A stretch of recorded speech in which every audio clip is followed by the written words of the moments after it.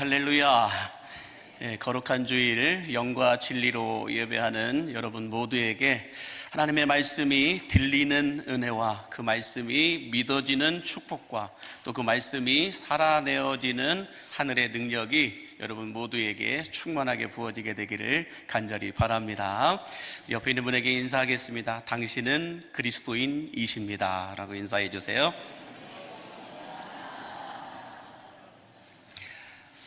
우리는 그리스도인인데 그리스도인이 그리스도인답게 살아갈 수 없는 시대를 살아가고 있다라고 말해도 틀리지 않을 것 같습니다. 우리 예수 믿는 자들이 신앙을 가지기도 힘들고 그 신앙을 지켜내기도 힘든 시대를 살아가고 있다라고 말해도 틀리지 않을 것 같아요. 국가적으로는 또 사회적으로는 포괄적 차별금지법과 같은 이런 악속법들로 인하여서 우리의 신앙을 지켜내지 못하도록 잘못된 제도와 사상과 법들이 우리를 괴롭히고 있을 뿐만 아니라 직장 안에서도 크리스천이라는 이유로 술과 담배를 하지 않는다는 이유로 불합리한 대접을 받기도 합니다. 또한 가정 안에서도 예수 믿는다는 그 이유 하나만으로 인하여서 가정 안에서도 또한 너무 힘든 시간을 보내고 계시는 분들도 있다라는 것이죠. 그래서 오늘 본문의 말씀은 이렇게 불공정하고 불합리한 세상 속에서 그리스도인다운 모습은 어떤 모습인가, 그리스도인답게 살아가는 것은 어떤 모습인가를 우리에게 말씀해 주고 있는데요. 오늘 본문 15절과 16절을 먼저 함께 같이 보도록 하겠습니다. 즐거워하는 자들과 함께 즐거워하고 우는 자들과 함께 울라. 서로 마음을 같이 하며 높은 데 마음을 두지 말고 도리어 낮은 데 처하며 스스로 지혜 있는 채 하지 말라라고 말씀합니다. 우리가 모르고 있는 말씀이 아니죠. 즐거워하는 자들과 함께 즐거워하고 우는 자들과 함께 울라. 그리고 너희의 마음을 높은 데 두지 말고 도리어 낮은 곳에 너희의 마음을 둘 뿐만 아니라 스스로 지혜 있는 채 하지 말라. 모르고 있는 말씀이 아니에요. 너무 잘 알고 있는 말씀입니다. 그러나 여러분, 이것이 당연한 말이고 옳은 말임에도 불구하고 이렇게 살아간다는 게 그렇게 쉽지가 않다라는 거예요. 말은 그럴듯하게, 말은 호언장담하며 말할 수 있지만 이렇게 삶 속에서 살아간다는 게 여러분 그렇게 쉽냐라는 거예요. 그렇게 되어지지 못할 때가 더 많다라는 것입니다. 특별히 외국 사람들이 한국에 들어와서 한국 사람들을 바라보면서 흔히 하는 말이 이런 말이 있어요. 한번 보여주시면은, 한국 사람들은 배고픈 건 참아도 배 아픈 건 못 참는 사람들 같다라고 말씀들을 하세요. 이 배고픈 것과 배 아픈 것, 여러분들 한번 보시면 배 아픔과 배고픔 중간에 한 글자 차이밖에 나지 않죠. 한번 다음 보여주시면요, 배 아픔과 배고픔 한 글자, 중간에 한 글자 차이밖에 나지 않는데 이 글자 한 글자를 가지고 두 마음이 표현되어지고 있는 것을 볼 수가 있죠. 어찌 보면 이것이 우리의 본심이다라고 말해도 괜찮을 것 같습니다. 다시 말해서 여러분, 우리가 인간관계를 하는 데 있어서 찾아오는 여러 가지 불편함들은 대부분 외부로부터 오는 것보다는 내 내부 안에 있는, 내 내면 안에 있는 이기심과 자존심 때문에 생겨나는 경우들이 대부분이다라는 거예요. 그러나 이와는 반대로, 세상은 이렇게 말하지만 이와는 반대로 성경은 뭐라고 말씀하나요? 남이 잘 될 때는 함께 웃어줄 수 있고 남이 힘들어할 때는 함께 울어줄 수 있는 이런 사람이 그리스도인이다 라고 말씀하고 있다라는 거죠. 자, 그러면 여러분, 이렇게 불공정하고 불합리한 세상 속에서 함께 웃고 함께 울어줄 수 있는 그리스도인다운 모습은 구체적으로 어떤 모습일까? 오늘 첫 번째 성경은 이렇게 말씀하는데요, 보시면 박해하는 자를 저주하지 말고 축복하라 라고 말씀하고 있습니다. 오늘 본문 14절 말씀 다시 한번 보시면요, 너희를 박해하는 자를 축복하라, 축복하고 저주하지 말라 라고 말씀합니다. 근데 여러분들, 이것이 우리 마음에 와닿습니까? 이해가 되어지십니까? 너무 힘들다라는 거예요. 나를 힘들게 하는 사람, 나를 박해하는 사람, 나를 핍박하는 사람, 어떻게 그 사람을 보복하지 않고 저주하지 않고 축복할 수 있냐라는 거예요. 뭔가 이해가 되지 않는 말씀을 성경은 우리에게 하고 있다는 것입니다. 그런데 이 말씀을 보면은 뭔가 우리가 알 수 없는 숨겨져 있는 역설적인 메시지가 있다라고 하는 것을 알 수가 있는데, 자, 그러면 우리를 박해하는 자를 저주하지 말고 축복하라라고 말씀하시는 받아들이기 너무 힘든 이런 말씀을 성경은 왜 말씀하고 있을까? 이 말씀은 또 어떻게 하라고 하시는 말씀일까? 그 이유는 우리가 보진 않았지만 우리 본문 19절 말씀 한번 보실까요? 한번 제가 방송실에 드리지는 않았지만 19절 말씀 함께 보시면 보겠습니다. 내 사랑하는 자들아, 너희가 친히 원수를 갚지 말고 하나님의 진노하심에 맡기라. 기록되었으되 원수 갚는 것이 내게 있으니 내가 갚으리라고 주께서 말씀하셨다라고 이야기하고 있죠. 자, 무슨 말씀일까요? 너희를 박해하고 핍박하는 자들을 저주하지 말고 축복하라라고 하는 것은 어떤 의미일까요? 하나님 손에 맡기라는 거예요. 하나님 손에 맡기라. 우리가 잘할 수 있을 것 같고 우리가 잘 해결할 수 있을 것 같은데 그렇지 못할 때가 더 많다라는 거예요. 우리의 연약함과 부족함을 인정하고 하나님 손에 맡기게 되면 전능하시고 실패가 없으시고 또한 실수가 없으신 그 하나님께서 갚아주실 것이다 라고 말씀하고 있는 겁니다. 그래서 이런 격언이 있어요. 한번 보여주시면, 하나님의 손이 어둠에 닿으며 하나님의 손이 어둠의 영들에게 미치면, 어둠의 영들에게 임하면, 그 다음 말씀이에요. 네, 하나님의 손이 어둠의 영들에게 임하면 징계가 되고 심판이 되지만 하나님의 손이 주의 자녀들에게 임하면 은혜가 되고 축복이 된다라고 말씀하고 있어요. 똑같이 하나님의 손이 임하는데, 똑같이 하나님의 손이 안수하는데 어떻게 된다는 거예요? 똑같이 하나님의 손이 안수하고 임할 때에 어둠의 영들에게는 징계가 있고 심판이 있지만 하나님의 자녀들에게는 은혜가 있고 축복이 있다라고 말씀하고 있다라는 거예요. 저는 그래서 우리를, 여러분들, 박해하는 자들을 저주하지 말고 축복하라라고 하는 것은 내 힘으로 할 수 없는 일들을 능하신 하나님 손에 맡겨드리게 되면 그가 악한 일을 행하였다고 한다면 하나님의 징계의 손이 임할 것이고, 그가 선한 일을 행하였다고 한다면 하나님의 은혜의 손이 임하게 될 것이다 라고 성경은 우리에게 말씀하고 있다는 것입니다. 그러므로 여러분, 우리를 박해하고 괴롭히는 자들을 연약한 우리의 힘으로 해결하는 것이 아니라 실수가 없으시고 능치 못할 일이 없으신 하나님 손에 맡겨드림으로 인하여서 우리에게 하나님의 은혜와 축복이 부어지게 되기를 간절히 바랍니다. 자, 두 번째로, 불공정하고 불합리한 세상 속에서 함께 웃고 함께 울어줄 수 있는 그리스도인다운 모습인 어떤 모습일까? 그 두 번째는 모든 사람과 더불어 화목하라 라고 말씀하고 있는데, 오늘 본문 17절과 18절 함께 보시면 이렇게 말씀해요. 아무에게도 악을 악으로 갚지 말고 모든 사람 앞에서 선한 일을 도모하라. 할 수 있거든 너희로서는 모든 사람과 더불어 화목하라 라고 말씀하고 있는데, 자, 여러분, 우리가 세상 속에서 원치 않게 억울하게 서럽게 당하는 일들이 많아요. 그런 상황 속에서 악을 악으로 갚지 말고 어떻게 하라고요? 선한 일을 도모하라. 그 상황 속에서도 선한 일을 도모하라 라고 말씀하고 있는데, 그러면서 뭐라고 얘기해요? 모든 사람과 더불어 화목하라. 여러분, 이것도 용납이 되나요? 저는 안 돼요. 참 힘듭니다. 여러분, 우리가 모든 사람과 더불어 화목하라, 우리를 힘들게 하고 박해하고 어렵게 하는 세상의 그 사상 속에서 여러분, 이게 가능하겠냐는 거예요. 배고픔과 배 아픔의 이 두 가지 마음이 공존해 있는 우리의 마음으로 이게 가능하냐는 거예요. 선한 일을 도모할 수 있고 또한 모든 사람과 더불어 화목할 수 있냐? 불가능하다는 거예요. 너무 힘들다라는 거예요. 그래서 바울은 오늘 성경에 뭐라고 말씀하세요? 무조건 화목하라, 덮어놓고 화목하라 이렇게 말씀하지 않고 할 수 있거든 모든 사람들과 더불어 화목하라. 이 할 수 있거든이라고 하는 말이 너무 중요해요. 그렇다고 한다면 할 수 있거든이라고 하는 이 말이 어떤 뜻일까? 어떤 의미로 해석될까? 제가 할례어 성경을 찾아보니까 너희가 받은 만큼이라고 얘기해요. 받은 만큼 더불어 화목하라. 받은 만큼만이라도 섬기고 나누고 베풀어라. 이렇게 말씀하고 있는 거예요.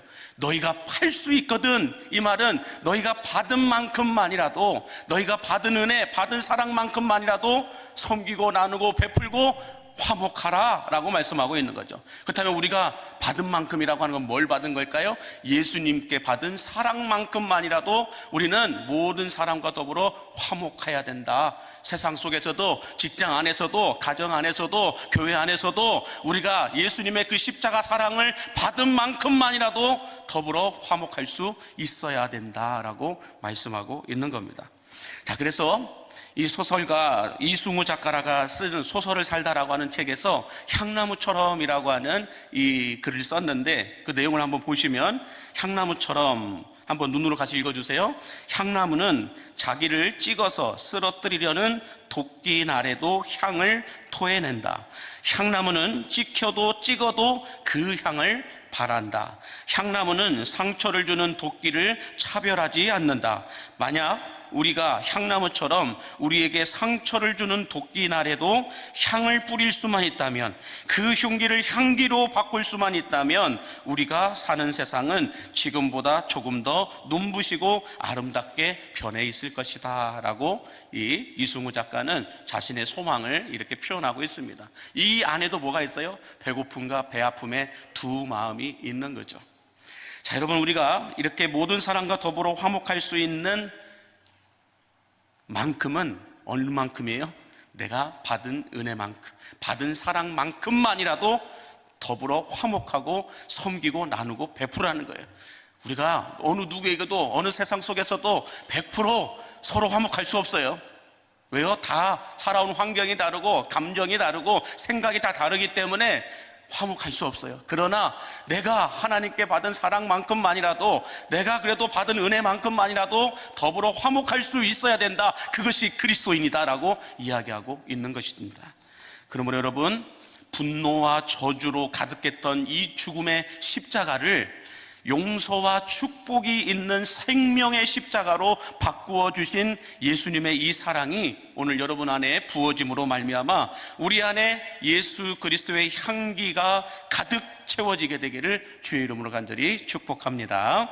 자, 마지막 세 번째로, 불공정하고 불합리한 세상 속에서 우리가 함께 웃고 함께 울어줄 수 있는 그리스도인다운 모습은 어떤 모습일까? 그 세 번째는 이렇게 말씀해요. 선으로 악을 이기라 라고 말씀하는데, 오늘 본문 21절 같이 보시면 이렇게 말씀합니다. 악에게 지지 말고 선으로 악을 이기라. 여러분, 이것도 이해가 되나요? 이해가 안 돼요. 선으로 악을 이기라 라고 말씀하고 있는데, 지금까지 세상을 보면 선으로 악을 이겼던 경우가 몇 번이나 있을까 이해가 되지 않을 때가 상당히 많은데, 그러면 성경은 선으로 악을 이길 수 있는 방법은 무엇인가를 우리에게 말씀해 주고 있는데, 그 말씀을 오늘 본문 20절에서 먼저 말씀해 놓고 있어요. 20절 말씀 같이 보시면 시작. 내 원수가 줄이거든 먹이고 목마르거든 마시게 하라. 그리함으로 내가 숯불을 그 머리에 쌓아 놓으리라 라고 말씀합니다. 선으로 악을 이길 수 있는 방법을 뭐라고 얘기해요? 아무리 원수라 할지라도 줄이거든 먹이고, 아무리 원수라 할지라도 목마르거든 마시게 하라라고 말씀하는데, 다시 말해서 이 말씀은 선한 사마리아인의 비유를 통해 말씀하고 있듯이, 예수님께서 죄인을 불쌍히 여기시고 예수님께서 죄인을 긍휼히 여겨주셨던 것처럼, 그 예수님의 마음, 긍휼히 여기고 불쌍히 여기는 예수님의 마음만 있다고 한다면 선으로 악을 이길 수 있다라고 말씀하고 있는 거예요. 우리가 왜 선한 사람임에도 불구하고 악에게 질까요? 예수님의 이 마음이 없는 거예요. 긍휼의 마음, 불쌍히 여기는 마음. 예수님이 십자가 위에서 나를 바라보면서, 죄인인 나를 바라보면서 긍휼히 여겨주셨고 불쌍히 여겨주셨던 그 마음이 없으면 우리는 안 된다는 거예요. 선으로 악을 이길 수가 없다라는 거예요. 자, 그런데 여러분, 이것보다도 더 기가 막힌 선으로 악을 이길 수 있는 비밀 하나를 하나님께서 우리를, 인간을 창조하실 때 만들어 놓으신 것이 있는데, 그것은 뭘까? 창세기 1장 26절 보시면 이렇게 말씀해요. 시작. 하나님이 이르시되 우리의 형상을 따라 우리의 모양대로 우리가 사람을 만들고. 하나님께서 인간을 만드실 때 어떻게 만드셨다는 거예요? 하나님의 형상대로 하나님의 모양을 따라 만드셨다. 이 말은 어떤 말씀이냐면, 하나님께서 우리 인간 안에 무엇을 심어 놓았다는 거예요? 하나님의 형상을 집어넣으셨다는 거예요. 하나님의 모양을 집어넣어 놓으셨다는 거예요. 이 하나님의 형상이 드러나기만 하면 선으로 악을 이길 수 있다라고 말씀하는 거예요. 하나님의 형상이 드러나기만 하면. 자, 그런데 이 구약 성경에 쓰여지고 있는 이 하나님의 형상, 이 하나님의 모양이라고 하는 이 단어와 똑같이 해석하고 똑같이 의미로 부여하고 있는 말씀이 신약 성경에서 예수님이 이렇게 말씀해 놓은 게 있어요. 요한복음 13장 34절과 35절 시작. 새 계명을 너희에게 주노니 서로 사랑하라. 내가 너희를 사랑한 것 같이 너희도 서로 사랑하라. 너희가 서로 사랑하면 이로써 모든 사람이 너희가 내 제자인 줄 알리라 라고 말씀하고 있어요. 이 뜻이 무슨 뜻일까? 하나님께서 인간을 창조하실 때 하나님의 형상대로, 하나님의 모양대로 창조하셨다라는 거예요. 이 하나님의 형상과 모양이 드러나면 선으로 악을 이길 수 있게 된다라고 말씀하고 있는데, 예수님께서 새 계명을 주겠다, 그동안의 모든 율법보다도 새 계명이라는 거예요. 이게 첫 번째라는 거예요. 예수님이 주시는 첫 번째 메시지라는 거죠.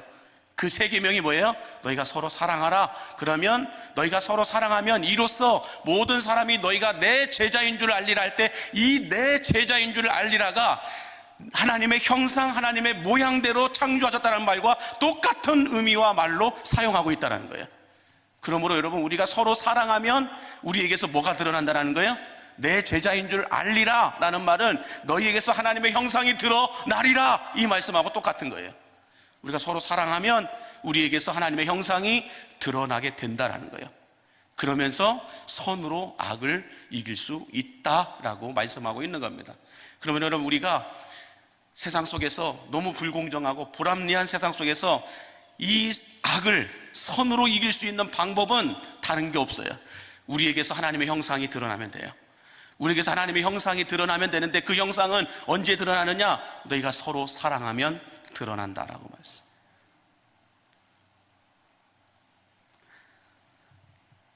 근데 이것을 여러분, 우리만 알고 있는 것이 아니라 사탄도 너무나 잘 알고 있어요. 마귀도 이 사실을 너무 잘 알고 있어요. 그래서 선으로 악을 이기지 못하게 하기 위해서 마귀가 뭘 어떻게 한다고 말씀하냐면, 야고보서 3장 8절과 9절에 보면 이렇게 말씀하고 있습니다. 같이 읽겠습니다.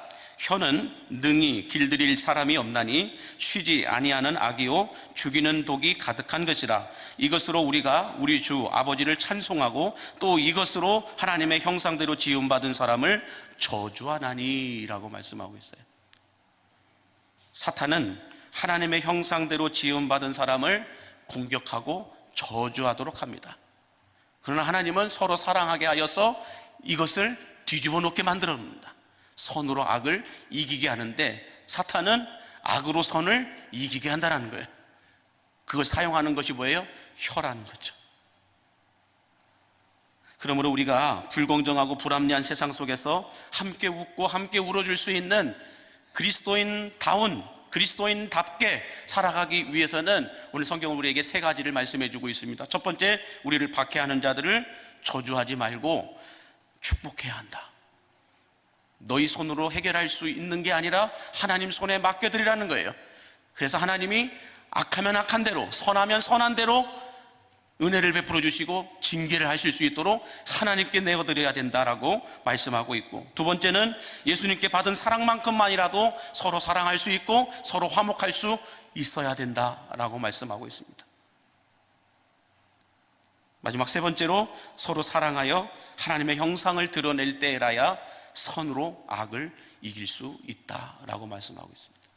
그러므로 바라기는 불공정하고 불합리한 세상 속에서 그래도 함께 웃어줄 수 있고, 그래도 함께 울어줄 수 있는 사람은 어떤 사람이냐? 하나님의 형상대로 지음받은 사람들이다라고 말씀하고 있습니다. 저는 이 자리에서 예배하는 여러분 모두가 다 하나님의 형상대로 지음받은 사람들임을 믿어 의심치 않습니다. 내가 그리스도와 함께 십자가에 못 박혔나니 그런즉 이제는 내가 사는 것이 아니고 내 안에 그리스도께서 사시는 것이다라고 지식적으로 알고 있는 것이 아니라 삶으로 알아갈 수 있는 여러분들이 되기 위해서는 어떻게 하시라는 거예요? 서로 사랑하라라고 말씀하시는 거예요. 이게 잘 안 돼요. 근데 이게 잘 안 돼요. 그래서 힘들어요. 그러나 성경은 분명히 말씀하고 있어요. 너희가 서로 사랑할 때라야 너희에게서 하나님의 형상이 드러나고, 그 하나님의 형상이 드러날 때라야 그 어떤 악한 것들도 선으로 이길 수 있다라고 말씀하고 있고, 방법을 말씀해 주고 있습니다. 선택은 여러분이 하시는 거예요. 선택은 여러분이 결정하시는 거예요. 어떻게 하시든. 그러나 하나님은 분명히 말씀해 주고 계셨고, 이 말씀대로 오늘날에도 역사하고 있음을 믿으시기 바랍니다. 그러면 우리가 세상 속에서, 직장 안에서, 여러분의 가정 안에서, 교회 안에서, 어디서든지 간에 우리 눈에 불공정이 보이고 불합리가 보여요. 그 속에서 우리가 어떤 선택을 할 것인가? 성경은 이렇게 말씀하고 있어요. 결정은, 선택은 여러분이 하시는 겁니다. 기도하겠습니다. 지금보다 더 강한 사랑을 보여주신 주님, 불공정하고 불합리한 세상 속에서 함께 웃고 함께 울어줄 수 있는 우리 광림의 가족들이 되게 하여 주옵소서. 특별히 그리스도를 위하여 그리스도인답게 살아가기를 원하는 성도들에게 우리를 박해하는 자들을 하나님께 맡겨드리고 저주하는 것이 아니라 오히려 축복할 수 있는 그리스도인들이 되게 하여 주옵소서. 예수님께 받은 은혜와 예수님께 받은 사랑만큼만이라도 모든 사람들과 더불어 평화하고 화평할 수 있고 화목할 수 있게 해주시고, 선으로 악을 이길 수 있도록 우리가 서로 사랑함으로 말미암아 우리 안에서 그리스도의 하나님의 형상이 드러날 수 있도록 인도하여 주옵소서. 그래서 전에는 우리가 어둠이었더니 이제는 그리스도 예수 안에서, 주 안에서 빛의 자녀답게 살아갈 수 있도록 축복하여 주옵소서. 예수님의 이름으로 기도하옵나이다. 아멘.